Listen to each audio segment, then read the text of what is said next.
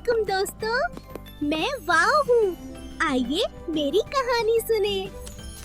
एक दिन हरे भरे मैदान के किनारे एक खूबसूरत सी वेन आकर रुकी। वेन के अंदर बच्चे बैठे थे। आज सब बच्चे वर्ल्ड कप का मैच देखने आए थे। मैदान के पास वर्दी पहने एक वार्डन भी मौजूद था। वो सबको लाइन में खड़ा करके कह रहा था, पहले नज्म वज़ब फिर खेल। बच्चे वार्डन की बात मानकर खामोशी से अपनी जगह पर खड़े हो गए। मुझे उम्मीद है कि आपको मेरी कहानी पसंद आई होगी। अलविदा दोस्तों, अगली बार मिलते हैं। अस्सलाम वालेकुम दोस्तों, मैं हूँ है।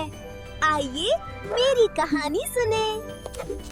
एक जंगल में एक हिरन और एक हाथी रहते थे। वो दोनों बहुत अच्छे दोस्त थे। एक दिन वो टहलते टहलते एक मैदान के पास आ गए। वहाँ उन्होंने देखा कि बच्चे हॉकी खेल रहे थे। वो दोनों मजे से खेल देखने लगे। मुझे उम्मीद है कि आपको मेरी कहानी पसंद आई होगी।